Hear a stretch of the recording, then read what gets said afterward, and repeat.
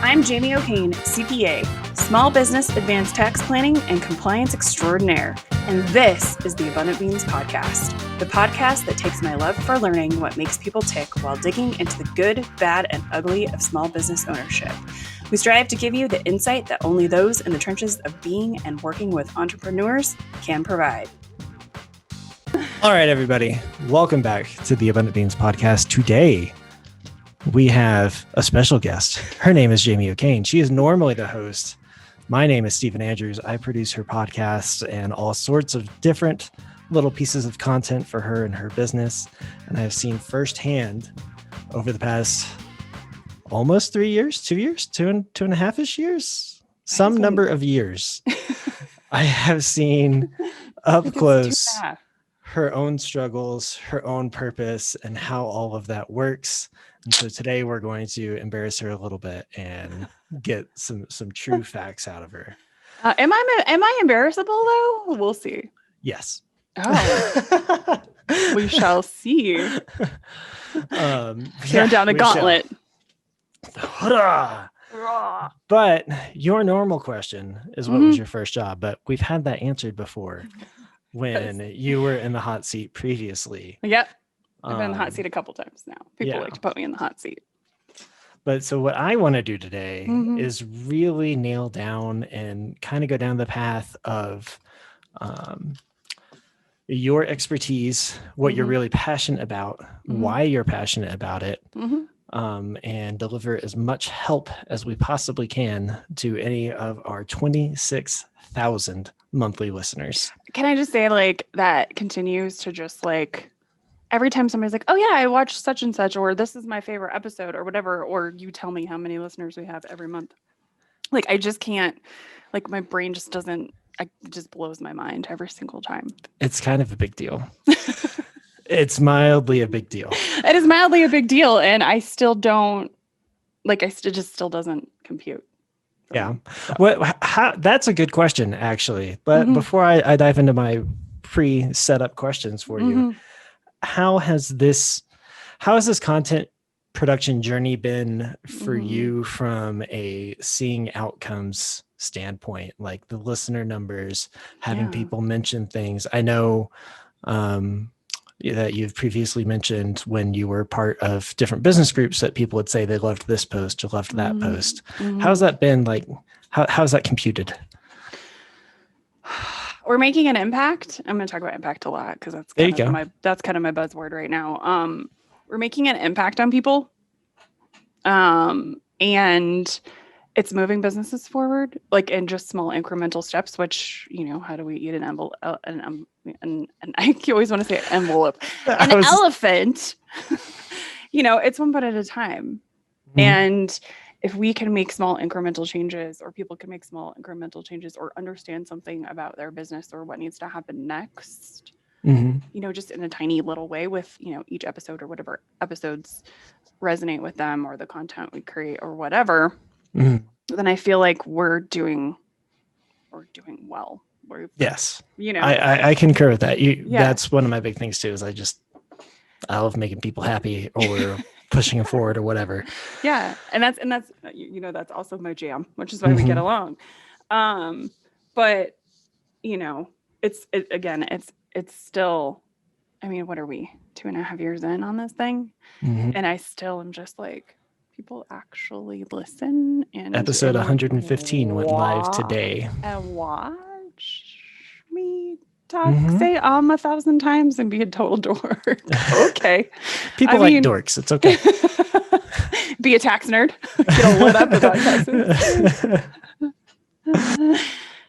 Oh, but yeah, no, that's definitely one of the things that I've noticed about you, and that's one of the reasons why I love working with you, is the fact that you not only are trying to grow your own business and figuring out exactly what that entails, because it means something different for everybody. Yeah, it's messy, it's dirty, it's not a straight line. No, not that it's straight line. There is no this step, that step, this step. I keep looking for said straight line, but nobody seems to be able to hand it to me. So I've been looking for it my whole life. I've just kind of accepted it that it's not there. Yeah. One step I have figured out is I'm a terrible employee, and I just have to do my own thing. Yeah. So one of your big things is systems and processes. Yep. And oh my gosh. Sorry. No, you're good. Okay, go ahead. So systems and processes is one of your big things. And from a mutual friend of ours, he had an episode of his own thing where he talks about how systems do exactly what they are designed to do, and a bad system will defeat a good person every single time. And I know you're going through this right now as you're hiring a practice manager and all this sort of fun stuff. How, from your experience, what tips do you have for anybody looking to hire, looking to expand and build those systems within their business, that they're a solopreneur and they're used to just doing everything and they've got their organization? How do you put it into a box that you can then hand to somebody and it works for them? Yeah, I think, I initially wanted to create all the systems before I hired somebody. And then they wouldn't use my systems. Right. Yeah. And I mean, I have a long history of creating systems in businesses. The firms I used to work in, I'd create systems. I was the systems person because I have the ability to see the endpoint generally, where we're trying to go, and how to get there. Which is why I'm such a great freaking tax planner. But my advice is always to have the people who are doing whatever the project or task or whatever it is, have them create their systems. But also have an idea of what those systems look like. Like, what is we always, I have a list of, us, and then all of kind of the tasks and who's responsible for them. Right now I have way too many responsible boxes. But all of those tasks could have a process. And then the first step is always to map the current process, what is currently happening, before you decide to change it somehow, right? So is all the steps that we're trying to do getting us to our endpoint? What can we take out? Like, I'm super visual, so I like a map. So I like to map our processes out, and I use flowcharts. You can use Google Suite. We use Google Suite for ours. I love flowcharts because that's where we find our efficiencies generally. And honestly, a lot of it too is having somebody with outside eyes. So I can walk into something and be like, okay, so we need a checklist for this and a system for this and whatever, because that's just how my brain works. But work with somebody who also understands your processes and systems, or needs to understand your processes and systems, to at least like help you break out which ones need to happen. Yeah. Or, which, have. And so like our bookkeeping system, for instance, my mom does the bookkeeping for our clients. But she always gets lost in the things she wants to do first, not the things she's supposed to do first. So I created her a checklist, right? Yeah. So it's just as easy as a checklist. It doesn't have to be this mapped out process with all the lines and the prettiness, but that really does help people understand how things flow through the business, or what the steps are. Do the mapping on what matters, the more complicated ones, and start creating those efficiencies, start creating those checklists. And it's the first time you've ever done something, or it's something that's time to process, just write down the steps as you do it. Yep. I love that. It's nice and simple and to the point. One of the complexities that comes out of it that I know you've run into as well, speaking specifically from solopreneur or one or two people trying to do something, when you get to that point where you're like, oh man, we're busy enough that we need to hire somebody. And generally, I know for myself, doing video and photo and web production and all that sort of fun thing, I have a way that I like to do it. I have a standard that I like to maintain. I have a look that I like. I've got a feel that I like. Mm-hmm.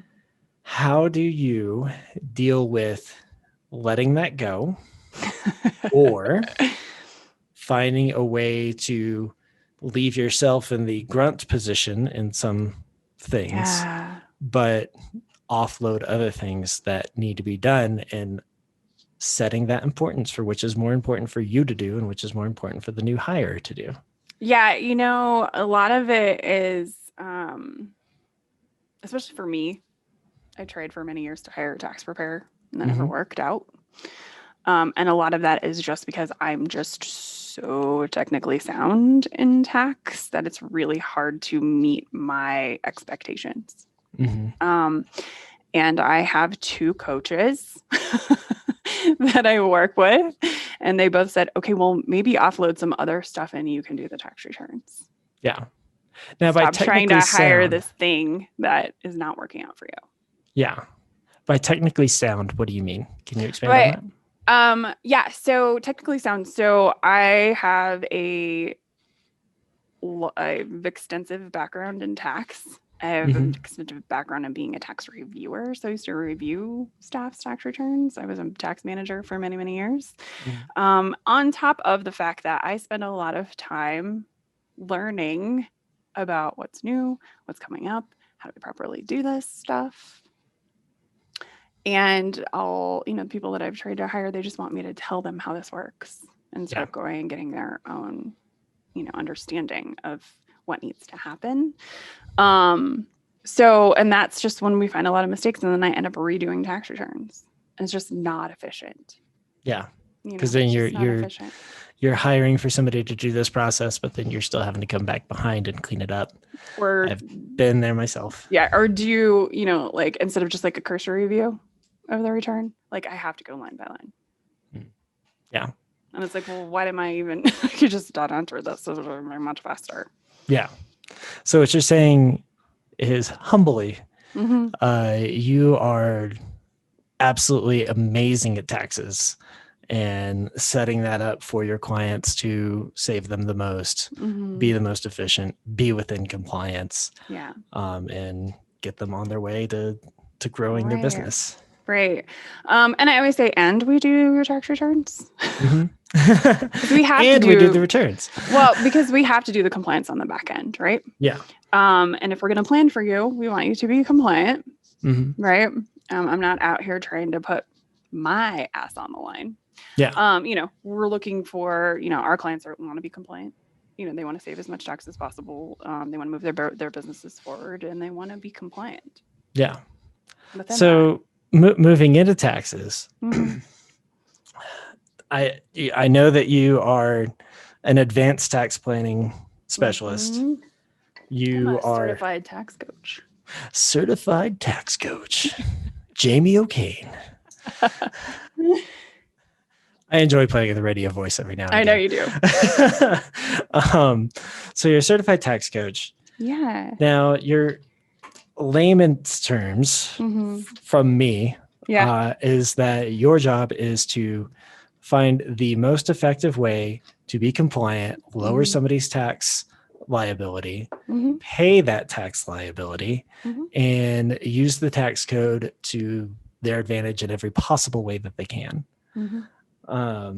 What I know, you and I have talked in the background about amazing things that you've been able to do. What's one of the biggest tax savings that you've seen, or most overlooked things that you've been able to help people with? So 2 things. So 2 right now. One is a tax plan I did this year that saved the client $60,000 for 2020. $60,000 for the year of work for 2020. So their 2020 return coming up in April.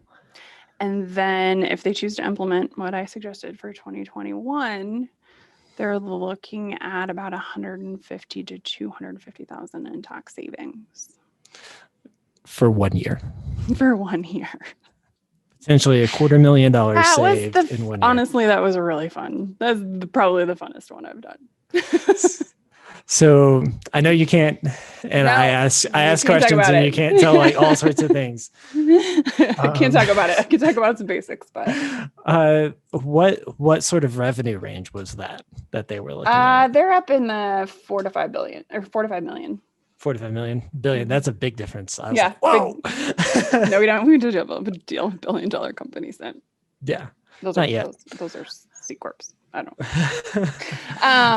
So I just kind of want to talk about some of the basics of what we ended up doing with this client. Yeah. We always do goal-based planning. So I always start there. Like, your goal cannot be to reduce taxes, because what are you going to do with those dollars? Mm-hmm. Right? So what do you want? Right? And many of my clients, including this one, they want to do real estate investment at some point, either commercial or rental or whatever. So we structured their service-based business to allocate money to a different entity that will then invest, will retain those funds, and give them the ability to invest. Oh, there you go. So it's all about structuring. How are we structuring your business? How can we income shift? How can we take one set of income and move it to either a lower tax bracket or a different entity, or a couple different entities? Just kind of depends on what they want to do. Yeah. And then use those tax savings to move you towards your goals, right? So that might be a large amount of retirement. It might be real estate investment.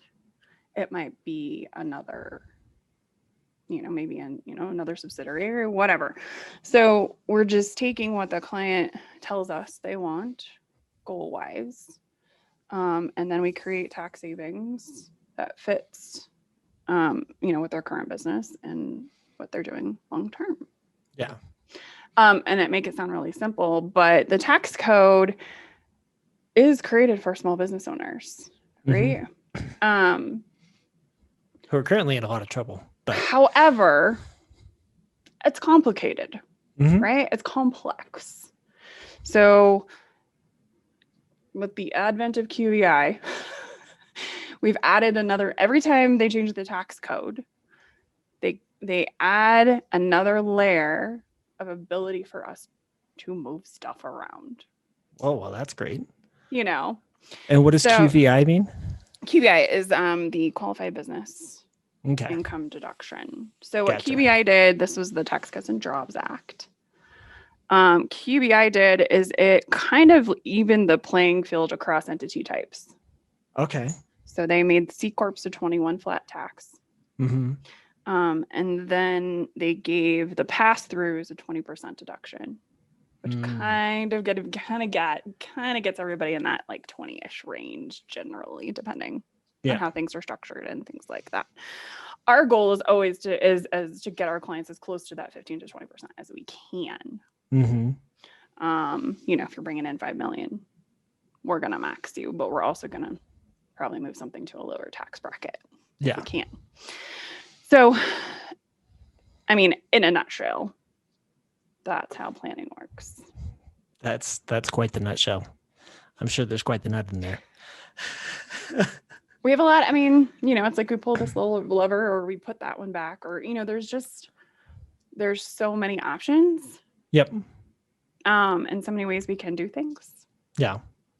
How does the scale of the business affect your ability to service them, and how does it affect the services that you're able to provide and the savings that you're able to provide? I'm thinking their business. Yeah, I'm thinking like if a $250,000 or not $250,000, $250 million company reached out to you and like, hey, we want you to be our accountant.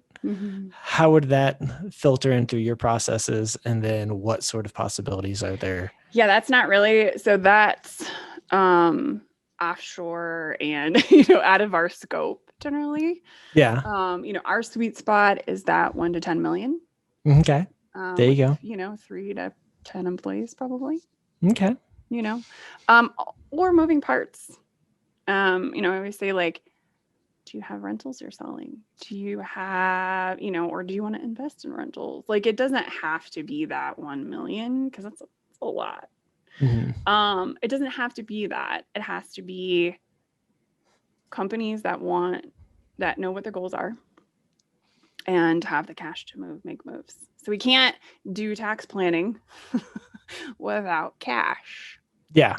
Yeah. So it needs to be a healthy business. Yeah. We can save you cash. Yeah. But it costs cash to save you cash. Yeah.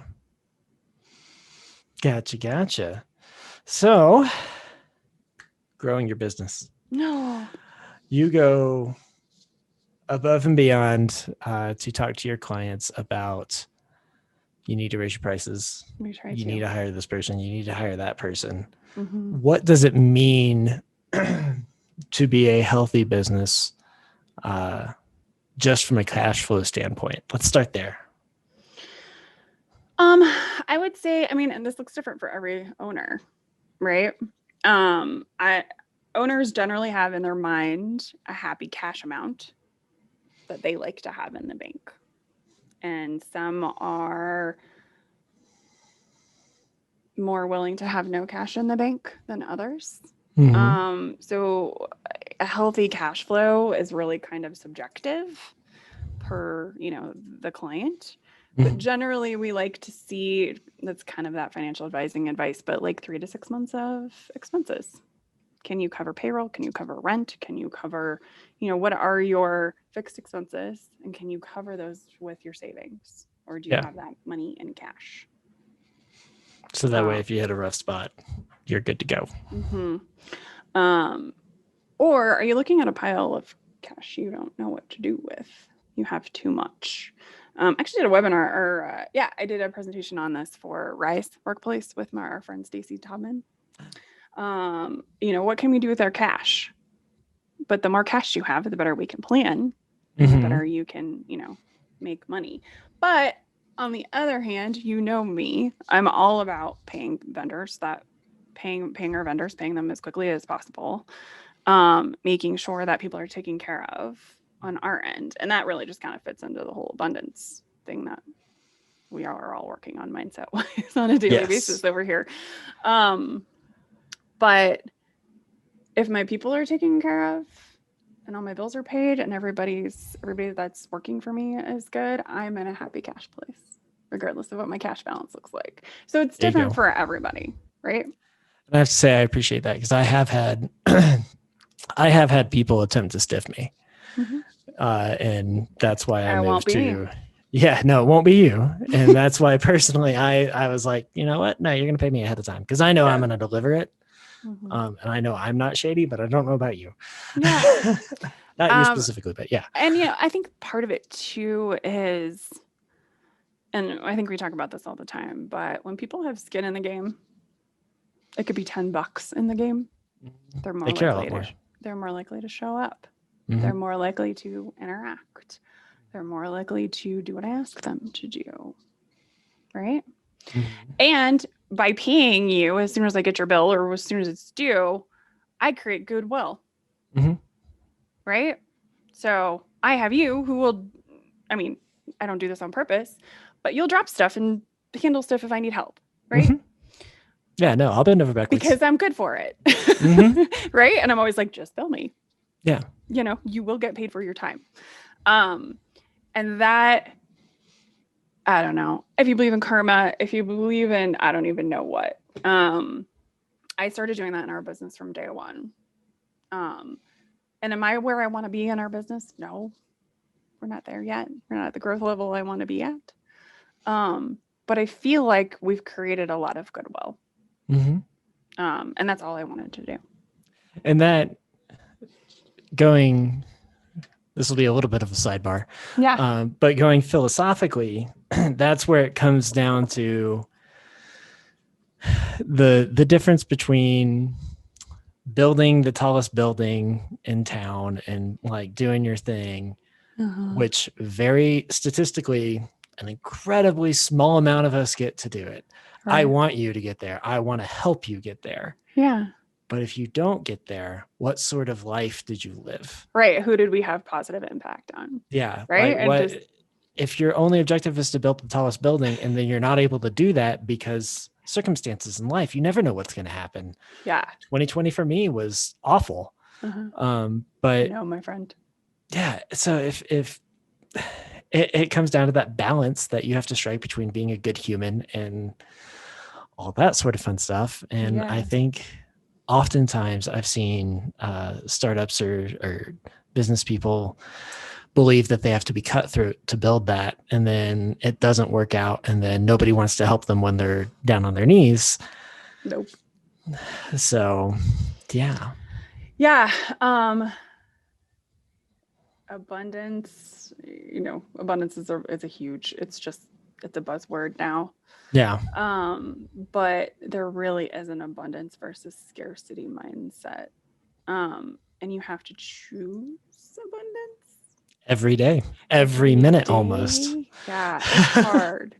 Yeah. It's a hard decision to make, but if we continue to do that, I find it always works out in the end. Mm-hmm. If I value myself and I value others, it tends to work out. Yep. And those that aren't supposed to be here or have a scarcity mindset, they go. Yep. And they should. So moving back to growing your business. Mm-hmm. When you work for somebody else, when you're in the corporate structure, you do not own 100% of your labor. If you owned 100% of your labor, you would be paid a lot more than what you are at your $20 an hour, $25 an hour, $30 an hour, whatever it might be for the process that you're doing. So oftentimes that's how businesses will start is somebody has a craft. They know that they're not getting paid for 100% of their labor and they go and start doing it on the side and they try to build it up. One of the big pitfalls that they run into is they price themselves at what they're getting paid in the corporate structure, which they're not getting paid 100%. So now they're just a discount person who's working their asses off and they're like, why am I not getting anywhere? So when it comes to raising your prices and somebody has moved from the corporate structure, they're now on their own, they're making just as much as they made working for somebody else, but they're working so much harder because they have to do all the admin work. They have to do all the billing. We don't get paid for any of that. Yeah. They have to do all the marketing and everything like that, but they're established, right? And they need to raise their prices, but they're terrified. If they double their prices, they're going to lose all their people and there's going to be nobody else to go find because that's what they get paid over there. So that must've been what, they just draw that connection to what they're being charged. So how do we move from the people that you currently have that you're not getting paid enough for? There's another layer of people who want to pay you double to do the work. Yeah. I think first is to figure out how much you want to make. So how much do you want to make? And then how many hours do you actually want to work? Long term. Zero. Right. Long term. Right. Yeah. So let's say, for us, one of the things I did this last year was I sat down and I figured out how much per hour we're kind of making per client. That was very eye-opening. Was it painful? It wasn't that painful, actually. Well, that's good. That's good. I'm pretty good about pricing, and we can talk about what I just did in our firm, which was like I didn't sleep for about a week. Oh, wow. But how much do you want to make? Is that $150 an hour? How much do you want to make? How much do you really want to work? And then allocate your time. So if you want to make $150 an hour, that's what you want to kind of net. And that, whether that's like you have maybe you have a $10 million business and this is what you want to make, you've got a $0 bottom line. Yeah. What do you want to make? And then take your 40-hour week and say, well, I really spend 20 hours doing admin, so I can really only produce for 20. Right? So you have to make $300 an hour, Mm-hmm. right? To cover that admin time. But just think about where you want to go, what kind of business you want, and then back into what that looks like. There you go. Hourly, weekly, what do you need to charge people monthly? We had not done a price increase for about 3 years. Oh, wow. We had rolling agreements, and honestly, I just didn't want to deal with it. I let it slide. And I'm going to be 100% honest about the shit I don't do right in my business. I let it slide. Because I just didn't want to deal with it. I had a podcast I was running. I was doing tax council stuff, and it just never happened. But I've spent 60 hours in CPE this last year. We've helped our clients with PPP loans. I've learned more than I ever want to know about being a banker. And it had to happen this year. Yeah. Most of our clients got a 100 to 200% increase in their fees. Wow. That's a big old increase. It was painful. Yeah. I built a whole pricing calculator this year as well. I'm trying to systematize our pricing. Yeah. Instead of, me just dividing it out of the air, which I'm pretty good at. Yeah. But other people can price now in the firm. And I sent all these out. I sent all the proposals out. Some people I talked to first. And we customized our packages for our clients. And we now have less clients. And we finally hit my monthly recurring revenue target that I've been going for years. Hey, that's awesome. I'm pretty sure I remember what that target is. So yay. Yeah. It's been something we've been working towards. Yeah. But that doesn't work if I don't walk my own talk about value. Yeah. And now I'm sitting on the third legislation for 2020 that expanded the PPP loans, expanded the employee retention credits. Yep. And I'm learning again when I should be spinning up tax season, which just was delayed. Yep. It's going to be, I'm just going to say it, a massive clusterfuck. Of course it is. Of course it is. I mean, if anybody's watched the news at any point in the past 2 months, they know everything is a clusterfuck. Yes. But I mean, specifically tax season, there's a lot of things going on. There's been a lot of stimulus to happen, and it happened in different ways without guidance to you. A lot of this, and that's what we're waiting for. So we're waiting for guidance, which means forms are going to change, which means, and I kind of just want to explain this because I think it's important for people to understand. The legislation comes through, the IRS has to interpret it. They have to put it on the forms. The software companies have to and there's like, I don't know, a dozen professional tax software companies have to adopt those changes within the forms, test them, to make sure all the coding works, and then release it. And I'm sure there's 1,000 other steps. I'm sure that somebody will be like, well, actually, here's the whatever. Yeah. There is a process to this. And the IRS has to update their own systems. There's a lot of moving parts, and they are big moving parts, not small ones, not something you can flick or just move over. Yeah.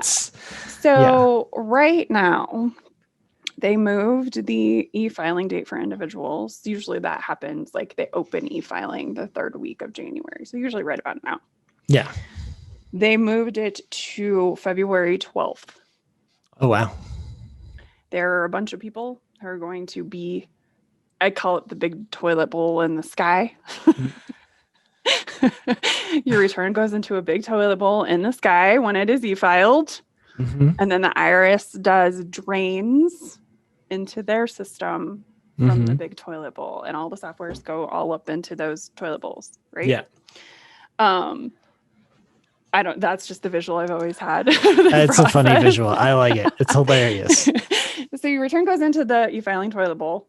right? From all the other, all the softwares pee into said bowl, all of the returns, and then the IRS drains them because they call them drains. So to me, it's a toilet bowl. Yeah, gotcha. And the IRS drains them, right? So there's a ton of people having their returns, pre-prepped or whatever, and then they're all going to go into the toilet bowl in the sky, and then the IRS is going to start draining them on February 12th. Yeah. My clients are not going to be in that toilet bowl. Yeah. My clients are not test people. We don't test things on my clients. You're going to make sure everything's right. Right. So we'll wait a few days. It's just like, I don't file anything on April 15th because you know what happens most April 15th? Everybody files? The system goes down. Because everybody files. Wow. Yeah. That's crazy. I did not know that. Yeah. No. If I can avoid filing on April 15th, I will. Usually like April 13th is my cutoff. Yeah. Because if it gets rejected or whatever, we have a few more days to fix it. So it's just important to understand kind of how that process works. Sure, you can file, but the IRS is still backlogged as well right now. They still have billions of pieces of mail they're going through. Millions? Wow. Millions. From like 2019 returns? Well, yeah, from 2020. Yeah. My biggest piece of advice this year, don't mail anything to the IRS. I just mailed them a check like 2 weeks ago. Direct pay is your friend. Shit. They're cashing checks. Well, that's They are cashing checks. But people are be like, well, my return's not processed, but they cash my check. I'm like, those are two different departments. Yeah. They open the envelope. And they go, ooh, money. They cash the checks, right? And then it all goes in the processing pile to be processed pile. Wow. And they're not at full capacity right now. Yeah. And they're dealing with more legislation.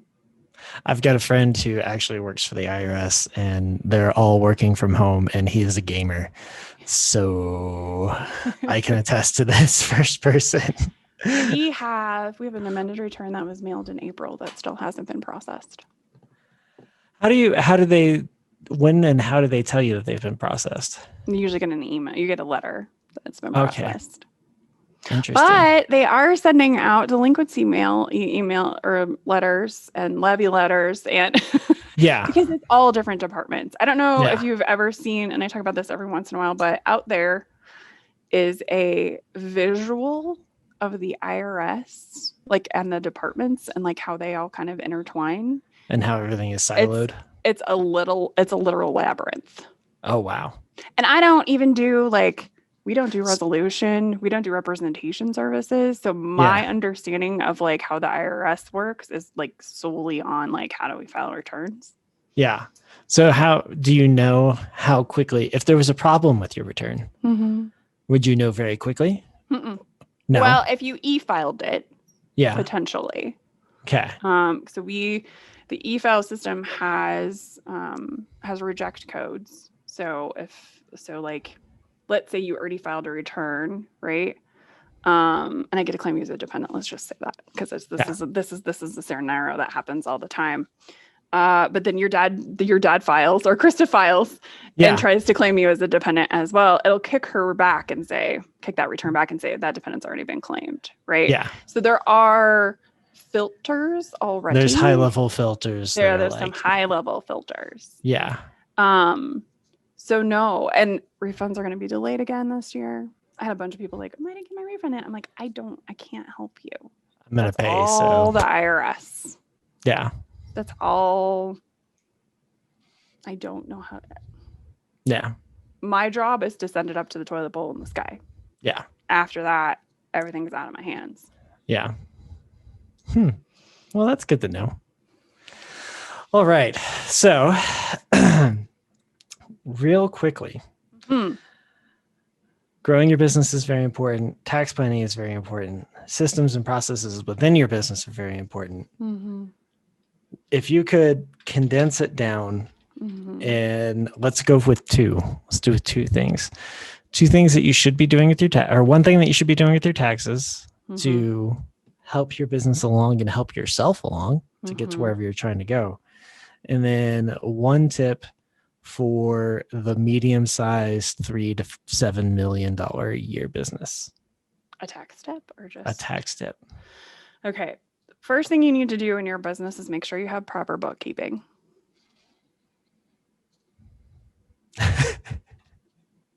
So wait, you mean QuickBooks isn't enough? I can't just put it in myself and like pray? I mean, you could. Yeah. If the PPP loans didn't convince you that you need to have proper bookkeeping, I don't know what will. And the thing with that being that they're being counted as income, correct? Well, no. Now, if you want to get draw 2, you have to have a decrease in a specific decrease in revenues quarter over quarter. So you can't just take your Schedule C and be like, oh, well, here, decrease. No. So you have to prove quarter. Yeah. Yeah. I was not eligible for PPP because I did not lose any business due to it. So the first PPP loans, you didn't have to have a decrease in business. Oh, I thought you did. Well, then maybe I would have been okay. Basically, there had to be economic uncertainty, which we all had. Yeah. And still have, honestly. And still have. Yeah. The second round, if you want a second draw, you have to show quarter over quarter losses. Gotcha. The other issue, so proper bookkeeping, this is number 1. Proper bookkeeping and proper tax compliance. Because if you want to buy a house or you want a PPP loan or you need an EIDL loan, you have to have proper compliance. Mm-hmm. If you're an S-Corp shareholder who's not paying themselves payroll, guess how much PPP loan you get? 0. You got your stimulus, I told those people. Mm-hmm. Because they've been avoiding Medicare and Social Security taxes for however long they haven't been taking payroll. You're welcome. I don't feel bad for you. Yeah. Proper tax preparer who actually is looking at things and is up to date. Gotcha. I just looked at some tax returns and the preparer filled out the returns incorrectly and it cost the client $10,000 in taxes per year. Oh, wow.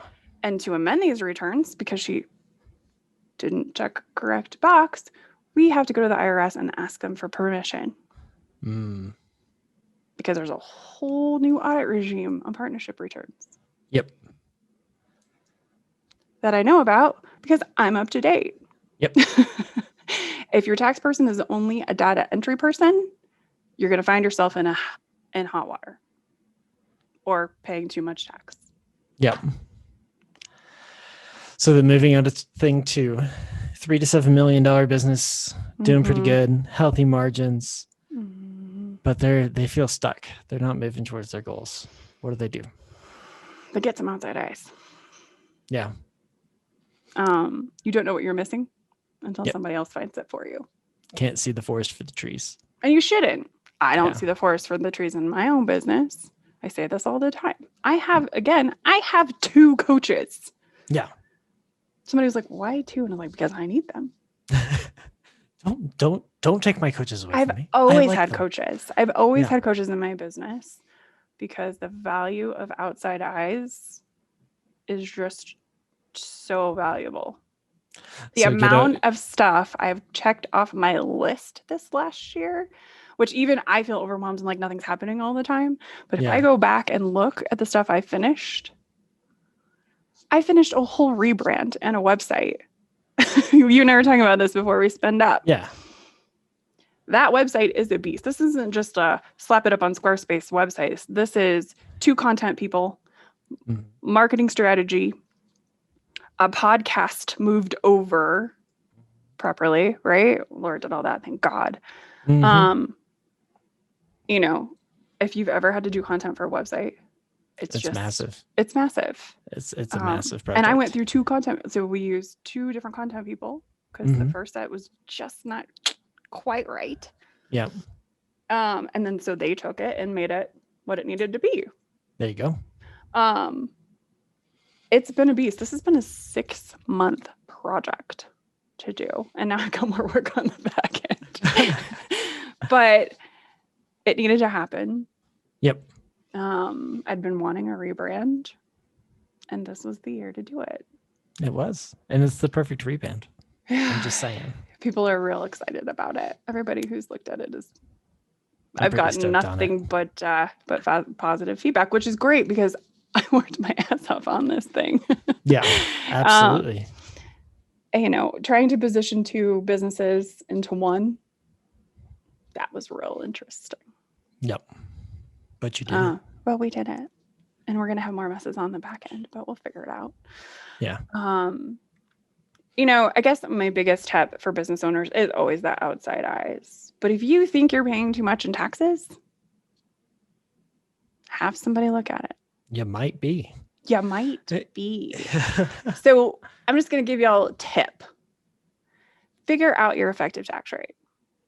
What is your effective tax rate? And that means what you're actually paying. What you're actually paying. Just do it on your federal return. That's the easiest way to figure out. Mm-hmm. So how do we do that? We find the total tax line on our 1040, which I don't even know what line that is anymore because they keep changing my form. Mm-hmm. Mm-hmm. And you divide it by your taxable income line. Again, I don't know what line that is, but just find it. It's on page 2 of your 1040. Is that more than 20, 25%? Mm-hmm. You're probably paying too much in tax. That's important things to know. It's important things to know. Most people don't know how to do that calculation. Well, I'm glad that you just gave it to us because we all need it. Because I'll have people be like, because one of the questions in our intake is, what is your effective tax rate? And most people say, I don't know. It's like 40%, 30%, 40%. And I'll go and I hope it's not 40. And that's real high. Do you know it's 18? Yeah. Like just so you know, it's actually not that crazy. Feel like you're paying a lot. Yeah. But you're really not. And you're right in kind of our sweet spot. There you go. That. Well, thank you, Jamie. You're we always welcome. Appreciate it. And it's nice to put you in the hot seat for a little bit. I got to talk tax nerd stuff even. Well, I just wanted to move it along to the things that you're comfortable with and all that sort of Yeah, well, and I also think, I'm going to actually do one more thing. Go for it. I also want to talk about one more thing. Know where you want to go. If you feel stuck, where do you want to be? Mm-hmm. And how do you get there? And that kind of goes back to my dollars per hour situation. Yep. Oh, yeah. I want $1 million firm mm-hmm. with 100 clients, 100 client relationships. Okay. So you know the math. So the math comes down to $800 a month per client. For 100 clients. Do you know how many people you need to hire to make that happen? Yeah, just taking that a step further. I'm not quite sure of that yet. Yeah, it depends on how everything goes. I can handle 100 relationships, but that means somebody else needs to be doing all this. Yeah, no, you can handle the relationships, but then somebody else needs. Yeah. So that's what we're working on right now. It's trying to find somebody to offload kind of the brunt of the project management, implementation, processes and systems, me creating all the projects kind of a situation. Yeah. That would take a huge amount of stress off of me. The biggest change I made, and I say this a lot, there's a couple changes, and I'm just going to talk about stuff. Yeah, go for it. I hired Emily. Yep. About 1.5 years ago. Mm-hmm, and Emily handles the podcast. Emily handles the guest situation, which right about when Emily came in blew up on us. Yes. We built a wonderful system. It machines now, but it's a lot to handle. Wonderful machine that we built with this podcast that just started churning in potential guests for you. Amazing guests. Yeah. So Emily vets guests. Mm-hmm. She handles the scheduling of the guests. She does all of that for us. There's no way I could have handled that. Like I brought her, like she came in at like just the right time. This really did kind of explode on like now, like I thinking back on it. I would be crying. Yeah. If I had to handle that on top of. Yeah, just thinking back now, like this really did explode on you. We did. Like we kind of had like get going. And then it was like 100 people a day are listening, 200, 300, then boom, 700. We hit 1,000. Like we still hit 1,000, 1,100 every couple of days. Yeah, no, that's awesome. I mean, the podcast is a part-time job. You know, people are always like, I don't know how you do a weekly podcast. I was like, well, at this point, I pretty much just host it. Yeah. You know, because you're handling a production. Thank God. I always say that was one of the best things I ever did when we decided to do this. Somebody's like, yeah, you know, then I have to edit and blah, blah, blah. I'm like, what are you talking about? That's not the high and best use of my time. And I knew that from the get-go. Yeah, could I learn how to do all this? I'm pretty savvy. I can figure a lot of stuff out. Yeah. You wouldn't be an accountant at that point anymore. But I don't need to. Yeah. Right.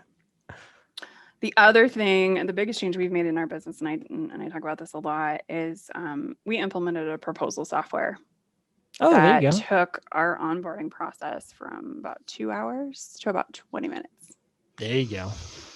And that's been a huge change. And it does all our recurrings for us. And the client can go in and update their own payment stuff. They don't have to send it to us. There you go. It's been hugely beneficial to get people, you know, here and paying us and, you know, what they need. Yeah. Because I would send them proposals forever because I'd like hem and haw and I don't know, what do you need? How do we do this? And then I have to send you agreements and that takes forever.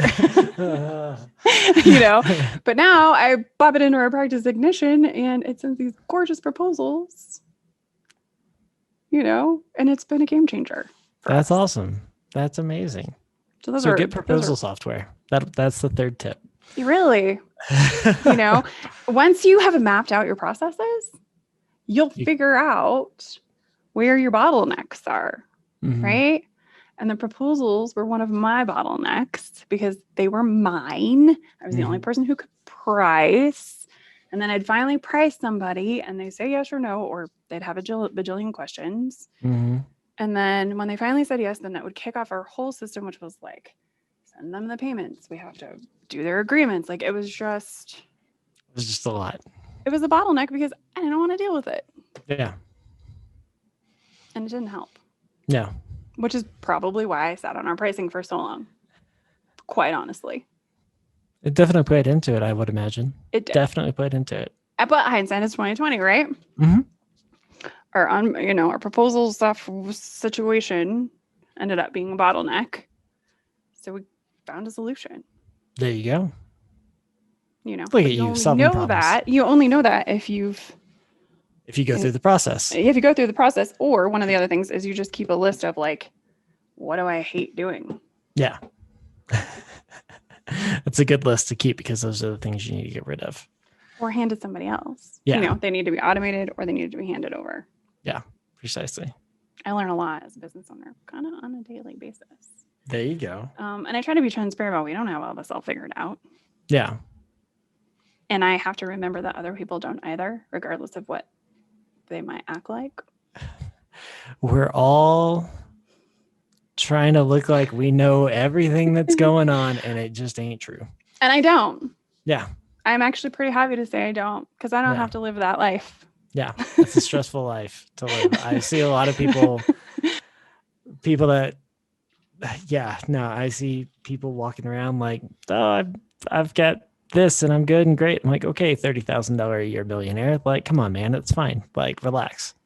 I can't tell you how many times I've looked at somebody's, returns, or they wanted to do a call or whatever, and there's people that are fronting that they're very successful, and many of them are on the way to that. I'm not saying it's not true, because they're walking their soon talk generally.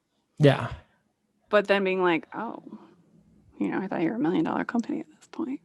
Yeah. Or whatever, just kind of based on whatever. Just on the personality that they put out there. Yeah, but that's not reality. No, it's and that's not. rarely reality. Getting $1 million company is hard. Getting a $2 million company is hard. Getting a $3 million company is hard. And once you hit one, this is what I'm being told. I haven't been there yet. Once you hit one, you have to scale to 2. Mm-hmm. But once you hit 2 or 3, you generally have the processes and systems in place to get to 4, 5, 10. Yeah, and kind of start making those hops. Mm-hmm. It's good to know. I got to get to work. We will get there. I want to build that empire for myself. I want to. Yeah. Like that's my goal. I'm definitely not there yet. No, we're not. I grew 400% from year 1 to 2, mm-hmm. and then 2020 happens. Yeah. So I'm trying to. This year, I want to make another big growth year for myself. Yeah, us too. This needs to be a growth year. Yeah. For us, to make it worthwhile. Yeah.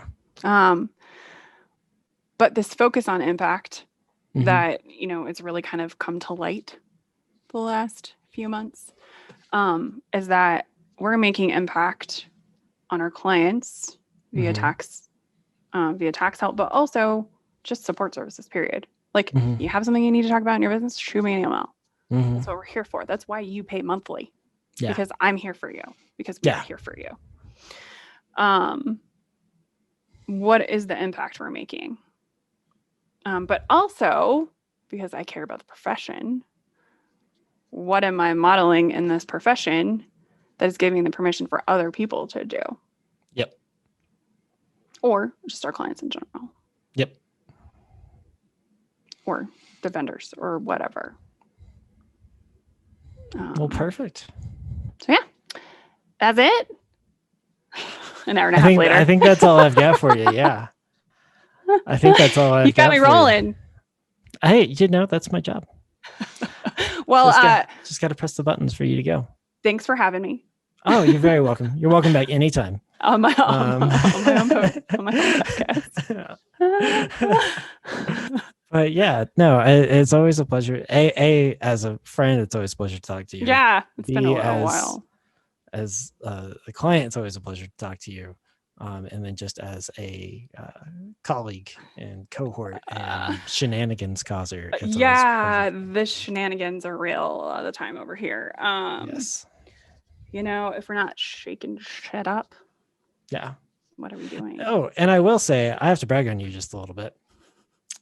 Jamie, works really hard to make everybody like fucking move forward like they're supposed to. Mm-hmm. That's real Stephen coming out when you hear the F-bombs come. That's it. F-bombs.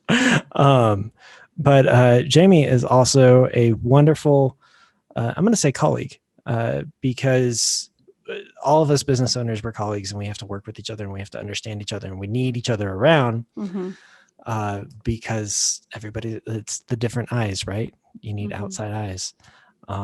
Jamie has referred multiple people to me for business, and it's been absolutely amazing. And I think I've realized that one of my superpowers is seeing through the bullshit, getting to the actual problem, and supporting people in fixing it.